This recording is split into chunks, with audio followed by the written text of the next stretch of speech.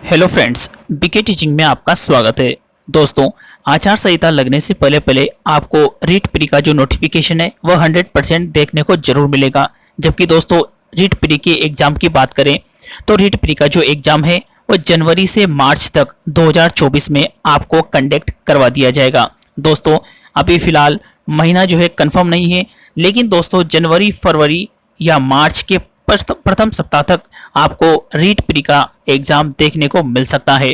दोस्तों, आज से हम रीट प्री के लिए बाल विकास और शिक्षा शास्त्र से संबंधित मॉडल पेपर हल करने वाले हैं। दोस्तों, रीट प्री के एग्जाम तक मैं आपको कुल 100 ऐसे मॉडल पेपर हल करवा दूंगा। जी हाँ दोस्तों, ये मॉडल पेपर टॉपिक वाइज मैंने कंप्लीट कराए हैं। और दोस्तों, आपको पेपर आने तक आपकी जो साइकोलॉजी है वो इतनी कंटेस्ट हो जाएगी कि आप किसी भी पुस्तक के क्वेश्चंस उठाकर देख लेना, आपको इनमें से क्वेश्चंस जरूर मिलेंगे। तो दोस्तों, ये मॉडल पेपर आपके लिए रामबाण औषधि साबित होने वाले हैं। दोस्तों, एक बार इन मॉडल पेपर का अवलोकन जरूर करें। दोस्तों, आपको इसी टाइम पर हर रोज एक मॉडल पेपर देखने को मिलेगा। तो दोस्तों, उसके लिए आप हमारे चैनल को सब्सक्राइब कर लें ताकि उसका नोटिफिकेशन भी आपको समय समय पर मिलता रहे।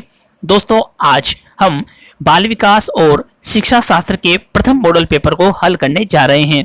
तो दोस्तों, इस मॉडल पेपर का प्रथम क्वेश्चन है कि वह कारक जो बालक के कार्य करने की दर को घटाता है और बढ़ाता है क्या कहलाता है। ए है अधिगम, बी है अभिप्रेरणा, सी है धारणा और डी है कोई नहीं। तो दोस्तों, बालक के कार्य करने की दर को जो घटाता है और बढ़ाता है वो होता है अभिप्रेरणा, यानी कि दोस्तों मोटिवेशन जिसको हम बोलते हैं। आगे बात करें दोस्तों, क्वेश्चन नंबर 2, निम्न में से गेने के द्वारा बताए गए अधिगम के तीसरे और सातवें प्रकार कौन से हैं। दोस्तों, गेने के द्वारा मैं बता दूं आपको कुल 7 चरण बताए गए हैं। दोस्तों, पेपर में आपसे इसमें ओनली तीसरा और सातवां चरण पूछा है और इस क्वेश्चन को घुमाकर आपसे कोई से भी चरण के बारे में पूछ सकता है। तो दोस्तों, इन 7 चरणों को आप याद रख लें। तो दोस्तों, इसमें आंसर हो जाएगा ऑप्शन नंबर बी। जी हाँ दोस्तों, तीसरा चरण है श्रृंखलाधिगम और सातवां चरण है नियम अधिगम। आगे बात करते हैं दोस्तों, क्वेश्चन नंबर 3, निम्न में से अंतरण का सिद्धांत नहीं है। ऑप्शन नंबर ए है औपचारिक मानसिक प्रशिक्षण सिद्धांत, विषय वस्तु समानता सिद्धांत, सी है सामान्यकरण सिद्धांत और डी है प्रत्यागमन का सिद्धांत। तो दोस्तों, इसमें हो जाएगा ऑप्शन नंबर डी, प्रत्यागमन का सिद्धांत। ये इन तीनों से अलग है। वही दोस्तों, आगे बात कर रहे हैं क्वेश्चन नंबर 4, हंस से पूर्णता की ओर शिक्षण सिद्धांत किस अधिगम नियम पर आधारित है। तो दोस्तों, हंस से पूर्णता की ओर, जैसे हम बात करें किसी फूल को ले लेते हैं। दोस्तों, पहले हम उनके छोटे छोटे हंस की बात करें तो उसमें टहनियाँ, पत्ती, कांटे ये सब होंगे, लेकिन जब पूर्णता की बात करें तो दोस्तों उस हम पूरे फूल की बात करते हैं। ये होता है हंस से पूर्ण की ओर, यानी कि छोटे छोटे हंस को मिलाकर एक बड़े हंस का निर्माण होना। तो दोस्तों, यहाँ पर पूछा गया है कि हंस से पूर्णता की ओर शिक्षण सिद्धांत किस अधिगम नियम पर आधारित है। ए ऑप्शन है अभ्यास का नियम, बी है बहुक्रिया का नियम, सी है आंशिक क्रिया का नियम और डी है प्रस्तुता का नियम। तो दोस्तों, मैंने आपको बताया है कि हंस से पूर्ण यानी कि छोटे छोटे टुकड़ों से मिलाकर एक बड़ा हंस, बड़ा जो है चीज कंप्लीट करना। तो इसमें हो जाएगा आंशिक क्रिया का नियम। जी हाँ दोस्तों, इसमें हंस से आप यहाँ मिला लेना आंशिक क्रिया का नियम, ये याद करने की ट्रिक है। तो इसमें राइट हो जाएगा ऑप्शन नंबर सी। आगे बात करें दोस्तों, क्वेश्चन नंबर 5, सूची प्रथम को सूची सेकंड से सुमेलित कीजिए और सही कोड का चयन कीजिए। यानी कि दोस्तों, इसमें मिलाना है, एक तरफ तो वैज्ञानिकों का नाम है और सूची 2 में है उनके द्वारा प्रतिपादित किए गए नियम के बारे में। तो दोस्तों, इसमें आपको मिलाना है कि कौन से वैज्ञानिक ने कौन सा नियम प्रतिपादित किया है। पहले बात करें दोस्तों हल, तो हल द्वारा दिया गया है यथार्थता का सिद्धांत। जी हाँ दोस्तों, हल के द्वारा दिया गया है यथार्थता का सिद्धांत। आगे बात करें स्किनर, स्किनर द्वारा दिया गया है दोस्तों नैमित्तिक अनुबंधन का सिद्धांत। आगे बात करें ब्रूनर, तो ब्रूनर द्वारा दिया गया है दोस्तों निर्मितिवाद का सिद्धांत। वही दोस्तों, पावलोव की बात करें तो पावलोव ने दिया था संबंध प्रत्यावर्तन का सिद्धांत, जिसमें दोस्तों पावलोव ने कुत्ते और उसकी लार के बारे में अवलोकन किया है। आगे बात करें दोस्तों क्वेश्चन, तो दोस्तों इसमें आंसर हो जाएगा आपका ऑप्शन नंबर बी। वहीं दोस्तों आगे बात करें क्वेश्चन नंबर 6, सही का मिलान कीजिए। जी हाँ दोस्तों, इसमें सही का मिलान करना है। एक तरफ वैज्ञानिकों के नाम है और उनके द्वारा प्रतिपादित की गई सिद्धांत है। तो दोस्तों क्वेश्चन नंबर 6 में बात करें हम, सीखना आवश्यकता पूर्ति की क्रिया है, ये किसने कहा है। साथ ही दोस्तों सीखना आदत निर्माण की प्रक्रिया है, ये किसने कहा है। और स्थानांतरण निश्चित दशाओं में निश्चित मात्रा में हो सकता है, ये किसने कहा है। साथ ही दोस्तों यहाँ पर हम बात करें कि जो शिक्षण के पास जितने भी साधन उपलब्ध हैं उनमें प्रेरणा सर्वाधिक है, महत्वपूर्ण होती है, ये किसने कहा है। तो दोस्तों पहले डी की बात करें हम, तो शिक्षक के पास जितने भी साधन उपलब्ध हैं उनमें प्रेरणा सर्वाधिक होती है। तो दोस्तों ये कहा गया है, आप यहाँ देख सकते हैं, स्टीफेंस द्वारा। जबकि दोस्तों स की बात करें तो स्थानांतरण निश्चित दशाओं में निश्चित मात्रा में होता है, ये किसने कहा है। तो दोस्तों आप यहाँ देख सकते हैं, ये कहा है रायबर्न द्वारा। वही दोस्तों सीखना आदत निर्माण की प्रक्रिया है। दोस्तों ये कई बार पूछा गया है कि सीखना आदत निर्माण की प्रक्रिया है, ये किसने कहा है। तो दोस्तों सीखना आदत निर्माण की प्रक्रिया है, ये कहा है रायबर्न ने। वही दोस्तों आगे बात करें, में नाम आएगा दोस्तों, सीखना आवश्यकता पूर्ति की क्रिया है, ये किसके द्वारा बताया गया है। तो ये है दोस्तों स्टीफेंस के द्वारा। तो दोस्तों कुल मिलाकर जो क्वेश्चन नंबर 6 है उसका आंसर हो जाएगा यहाँ पर ऑप्शन नंबर सी। वही दोस्तों आगे बात करें क्वेश्चन नंबर 7, उपयुक्त अनुक्रिया के चयन तथा उसे उत्तेजना से जोड़ने को अधिगम कहते हैं, यह परिभाषा किसने दी है। दोस्तों आपको पेपर में 2 से 3 डेफिनेशन जरूर देखने को मिलेगी और उसमें पूछा जाएगा कि ये जो परिभाषा है वो कौन से वैज्ञानिक ने प्रतिपादित की है। तो दोस्तों यहाँ पर पूछा गया है कि उपयुक्त अनुक्रिया के चयन तथा उसे उत्तेजना से जोड़ने की अधिगम कहते हैं, यह किसने कहा है। तो दोस्तों इसके बारे में कहा गया है थॉर्नडाइक द्वारा। वही दोस्तों आगे बात करें क्वेश्चन नंबर 8, निम्न में से भिन्न है। जी हाँ दोस्तों इनमें से भिन्न बताना है, नैमित्तिक अनुबंधन, क्रिया प्रसूत अनुबंधन, सक्रिय अनुबंधन और अस्वाभाविक अनुबंधन। तो दोस्तों इसमें से जो भिन्न है वो बताना है। तो दोस्तों इसमें से भिन्न हो जाएगा अस्वाभाविक अनुबंधन। वही दोस्तों आगे बात करें क्वेश्चन नंबर 9, आवश्यकता पदानुक्रम सिद्धांत में निम्न स्तरीय आवश्यकता है। जी हाँ दोस्तों, आवश्यकता पदानुक्रम सिद्धांत में निम्न स्तर की आवश्यकता किसे बताया गया है। तो ऑप्शन नंबर ए है सुरक्षा की आवश्यकता, बी है दैहिक आवश्यकता, सी है सामाजिक आवश्यकता और डी है भौतिक आवश्यकता। तो दोस्तों इसमें जो निम्न स्तरीय आवश्यकता है वह हो जाएगी दैहिक आवश्यकता, ऑप्शन नंबर बी। वही दोस्तों आगे बात करते हैं क्वेश्चन नंबर 10, आवश्यकता पूर्ति पर किसका सिद्धांत बल देता है। जी हाँ दोस्तों क्वेश्चन नंबर 10 है आवश्यकता पूर्ति पर किसका सिद्धांत बल देता है। तो दोस्तों बिल्कुल सीधा सा आंसर हो जाएगा ऑप्शन नंबर ए, हल का सिद्धांत आवश्यकता का सिद्धांत है। जी हाँ दोस्तों आगे बात करते हैं क्वेश्चन नंबर 11, बालक में स्वयं ज्ञान की संरचना पर कौन सा सिद्धांत निर्भर करता है। ऑप्शन नंबर ए है संबंध प्रत्यावर्तन का सिद्धांत, बी है अंतर्दृष्टि का सिद्धांत, सी है सक्रिय अनुबंधन का सिद्धांत और डी है निर्मितवाद का सिद्धांत। तो दोस्तों बालक में स्वयं ज्ञान की संरचना पर कौन सा सिद्धांत निर्भर करता है। तो दोस्तों इसमें आ जाएगा निर्मितिवाद का सिद्धांत।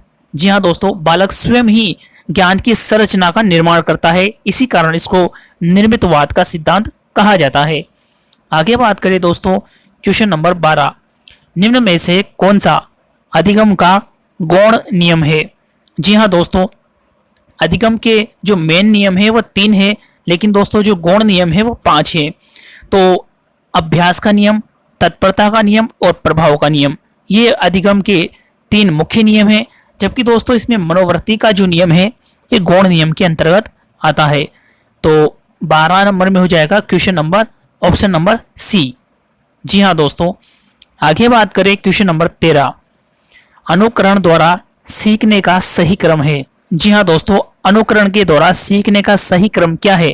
यानी कि दोस्तों अनुकरण का मतलब होता है किसी दूसरे को देखकर सीखना। जब बालक किसी दूसरे को देखकर सीखता है तो वह पहले कौन कौन सी प्रतिक्रियाएं अपनाता है और शुरू से अंत तक कैसे वो प्रक्रिया अपनाता है। तो दोस्तों इसमें हमको बताना है, शुरू में बालक करता है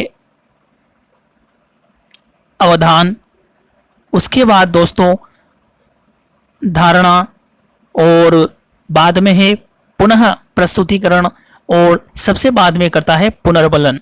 जी हाँ दोस्तों, आप इसको याद करने की एक ट्रिक ध्यान रख सकते हो। जैसे कि दोस्तों कोई बालक किसी किसान को खेत में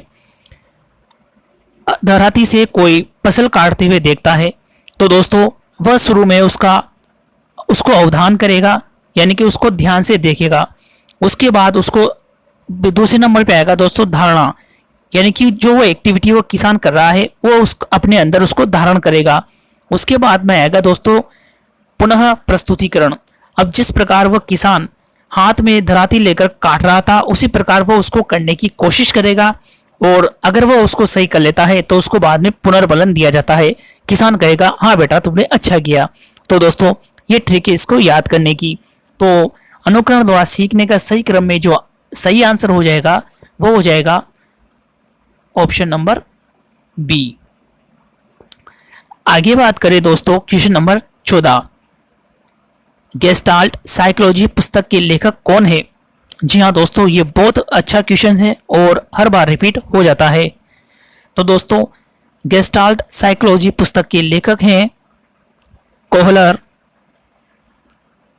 ऑप्शन नंबर ए। वही दोस्तों आगे बात करते हैं क्वेश्चन नंबर 15, सही मिलान कीजिए। जी हाँ दोस्तों, इसमें आपको सही मिलान करना है। क्रमबद्ध व्यवहार का सिद्धांत ये दिया गया था दोस्तों 1915 को।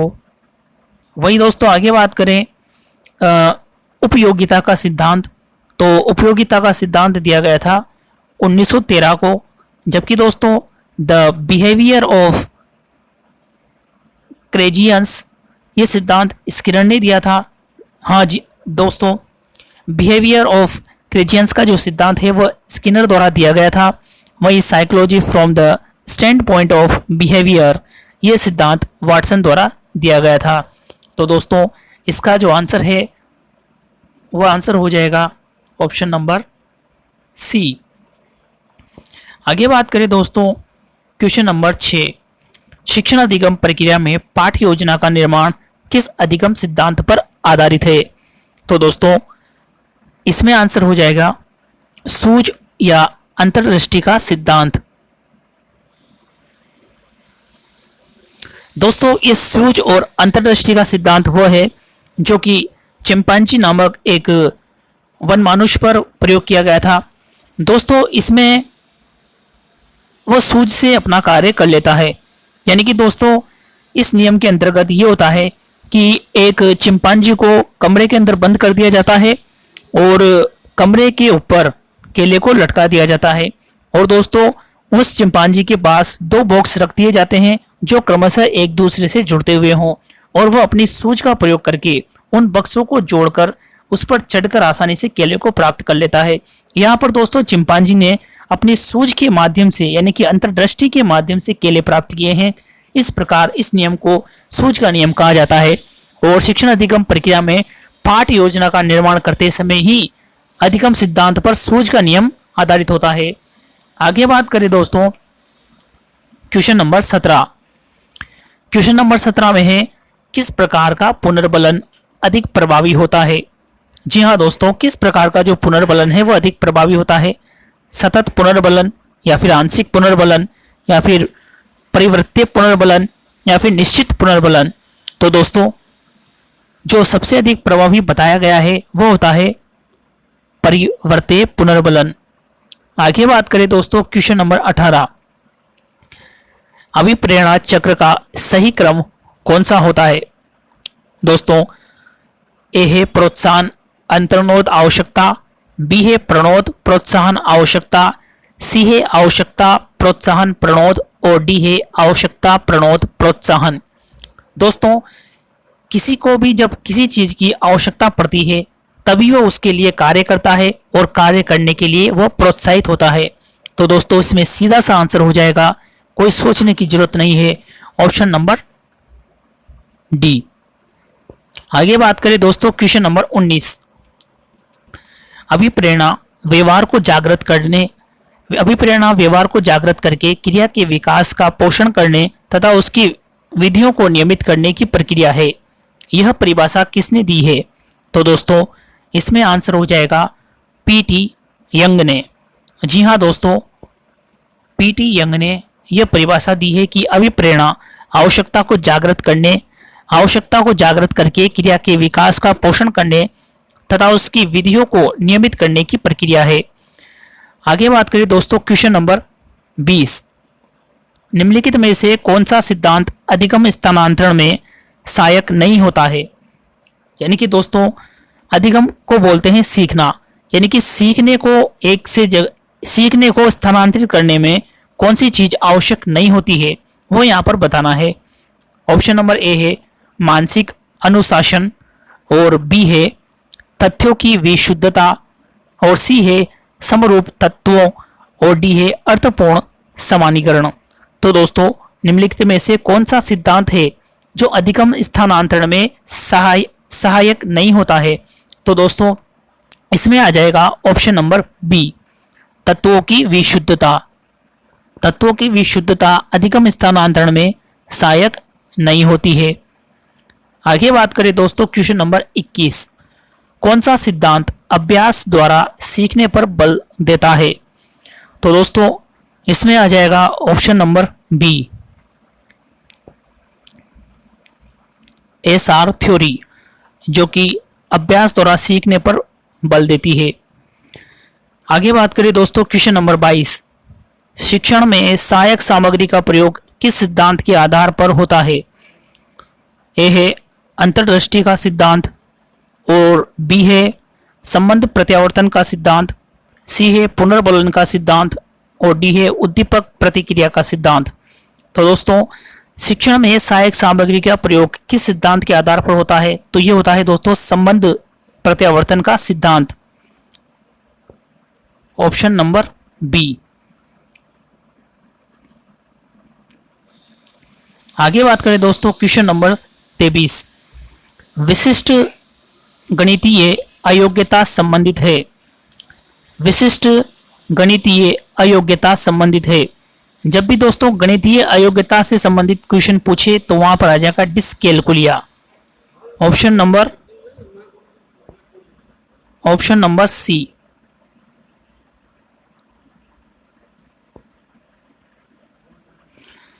आगे बात करते हैं दोस्तों question number 24, field theory of learning किसने दिया? ए गुथरी, बी गेने, सी कुर्ट लेविन, और डी है वाटसन। तो दोस्तों इसमें आंसर हो जाएगा आपका फील्ड थ्योरी दिया था कुर्ट लेविन ने, इसको क्षेत्र सिद्धांत बोलते हैं। जी हाँ दोस्तों, क्षेत्र सिद्धांत आपका दिया था कुर्ट लेविन ने। आगे बात करते हैं question number 25, principle of behaviour के अंतर्गत कब व किसने अधिगम का सिद्धांत दिया था? तो दोस्तों प्रिंसिपल ऑफ बिहेवियर के अंतर्गत कब और किसने यह सिद्धांत दिया था? तो दोस्तों प्रिंसिपल ऑफ बिहेवियर का जो सिद्धांत है वह हल द्वारा दिया गया था और 1915 में यह सिद्धांत प्रतिपादित किया गया था। वही दोस्तों आगे बात करें क्वेश्चन नंबर 26, प्राथमिक स्तर पर अध्ययन किस सिद्धांत के आधार पर करवाया जाता है?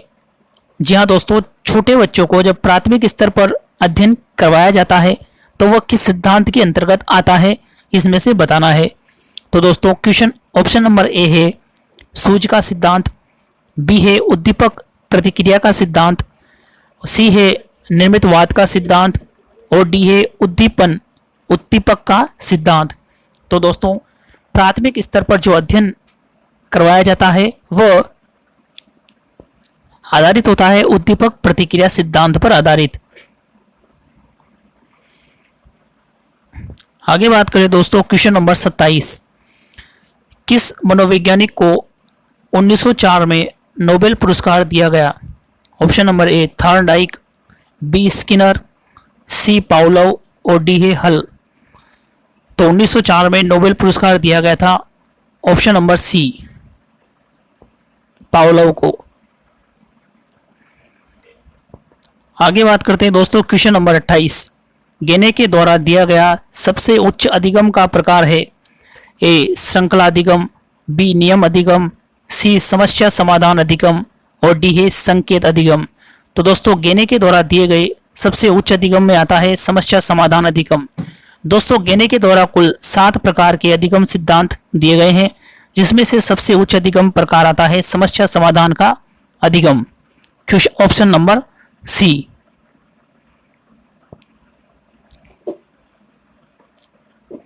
आगे बात करें दोस्तों क्वेश्चन नंबर 29, पूर्व जीवित ज्ञान के साहचर्य से नवीन ज्ञानार्जन होता है? ए ज्ञानात्मक अधिगम, भावात्मक अधिगम, साहचर्य अधिगम और डी है क्रियात्मक अधिगम। तो दोस्तों इसमें आ जाएगा साहचर्यात्मक अधिगम, यानी कि ज्ञान के साथ साहचर्य यानी कि साथ साथ। तो दोस्तों आप इसको यहाँ पर कंपेयर कर सकते हैं कि साहचर्य से साहचर्यात्मक अधिगम। तो इसमें आंसर हो जाएगा ऑप्शन नंबर सी। आगे बात करते हैं दोस्तों क्वेश्चन नंबर 30 और लास्ट क्वेश्चन, अधिगम होता है ए अचेतन मन से, बी है अभ्यास से, सी है अनुभव से और डी है बी और सी दोनों। तो दोस्तों अधिगम मतलब होता है सीखना, और सीखना कैसे होता है? अभ्यास से भी सीखते हैं और अनुभव द्वारा भी सीखते हैं। तो इसमें आंसर हो जाएगा डी। तो दोस्तों आज के लिए इतना ही। आज ये फर्स्ट मॉडल पेपर था और ऐसे ही आपको रीट प्री के एग्जाम तक पूरे 100 के 100 मॉडल पेपर आपको अवेलेबल करवा दिया जाएगा। तो दोस्तों आपकी तैयारी को कंप्लीट रखें और दोस्तों मेरे द्वारा बताए गए इन मॉडल पेपर को जरूर अवलोकन करें। दोस्तों ये मॉडल पेपर आपकी प्रतियोगी परीक्षाओं में रामबाण मॉडल पेपर साबित होने वाले हैं। तो दोस्तों धन्यवाद।